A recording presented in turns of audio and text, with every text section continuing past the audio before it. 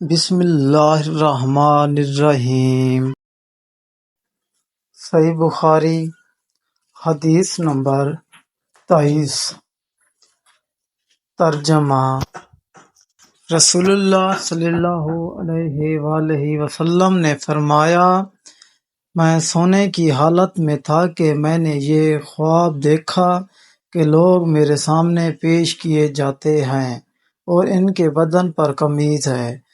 بعض کی قمیض تو صرف پستانوں ہی تک ہیں اور بعض ان سے نیچے ہیں، اور عمر بن خطاب بھی میرے آگے پیش کیے گئے اور ان کے بدن پر جو قمیض ہے وہ اتنا نیچے ہے کہ وہ اس کو کھینچتے ہوئے چلتے ہیں۔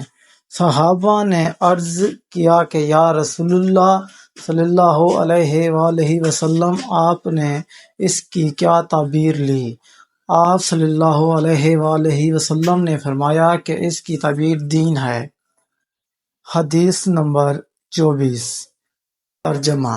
عبداللہ بن عمر کہتے ہیں کہ نبی کریم صلی اللہ علیہ وآلہ وسلم ایک مرتبہ کسی انصاری صحابی کے پاس سے گزرے اور ان کو دیکھا کہ وہ اپنے بیٹے کو حیا کے بارے میں نصیحت کر رہے تھے، تو رسول اللہ صلی اللہ علیہ وآلہ وسلم نے فرمایا کہ حیا کے بارے میں اس کو نصیحت کرنا چھوڑ دو، اس لیے کہ حیا ایمان میں سے ہے۔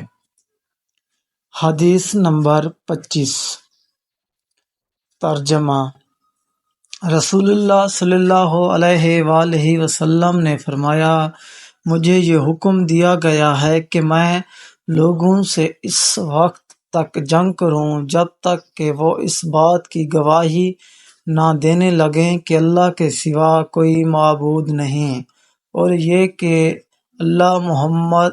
محمد اللہ کے رسول ہیں، اور نماز پڑھنے لگیں اور زکوٰۃ دیں۔ پس جب یہ کام کرنے لگیں تو مجھ سے ان کی جان و مال محفوظ ہو جائیں گے، علاوہ اس سزا کے جو اسلام نے کسی جرم میں ان پر مقرر کر دی ہے، اور ان کا حساب و کتاب اللہ کے ذمے ہے۔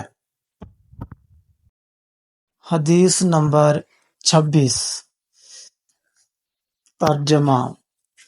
ابو ہریرہ رضی اللہ تعالیٰ عنہ سے روایت ہے کہ رسول اللہ صلی اللہ علیہ وآلہ وسلم سے پوچھا گیا کہ کون سا عمل افضل ہے، تو آپ نے فرمایا کہ اللہ تعالیٰ اور اس کے رسول پر ایمان لانا۔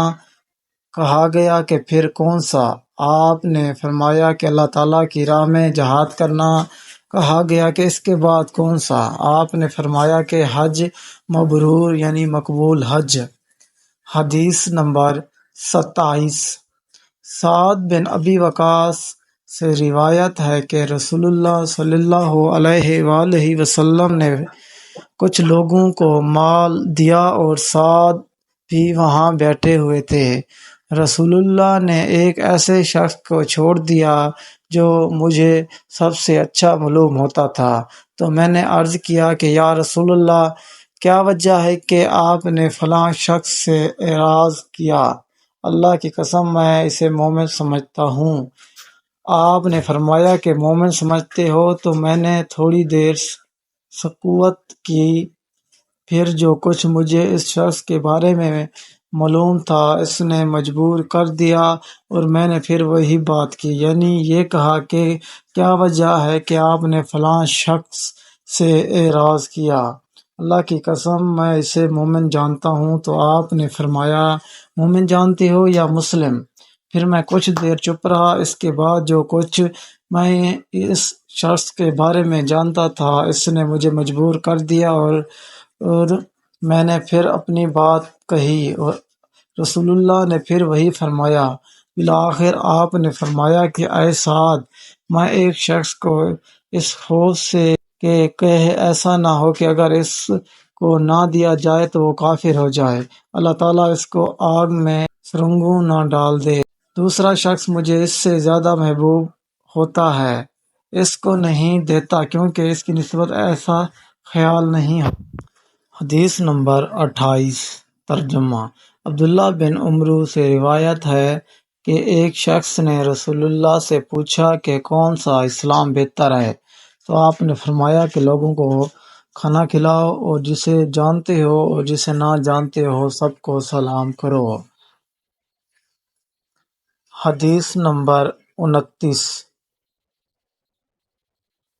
نبی صلی اللہ علیہ وآلہ وسلم نے فرمایا، ایک مرتبہ مجھے دوزخ دکھلائی گئی تو اس کی رہنے والی زیادہ تر میں سے عورتوں کو پایا۔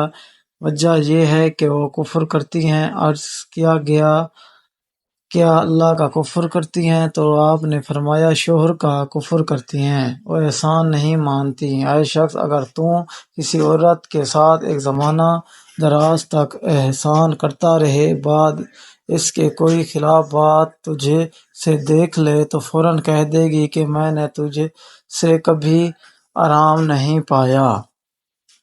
حدیث نمبر 30۔ ترجمہ۔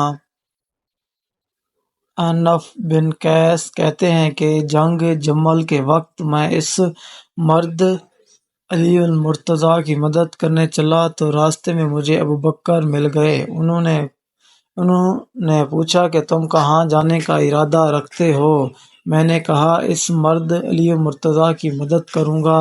وہ بولے کہ لوٹ جاؤ، اس لیے کہ میں نے رسول اللہ کو یہ فرماتے ہوئے سنا ہے کہ جب دو مسلمان اپنی تلواروں کے ساتھ مقابلہ کریں تو قاتل اور مقتول دوزخ میں ہیں۔ میں نے عرض کیا، یا رسول اللہ، یہ قاتل کی نسبت جو آپ نے فرمایا اس کی وجہ تو زہر ہے، مگر مقتول کا کیا سبب؟ وہ کیوں دوزخ میں جائے گا؟ آپ نے فرمایا، اس وجہ سے کہ وہ اپنے حریف کے قاتل کا شائک تھا، حالانکہ وہ حریف مسلمان تھا۔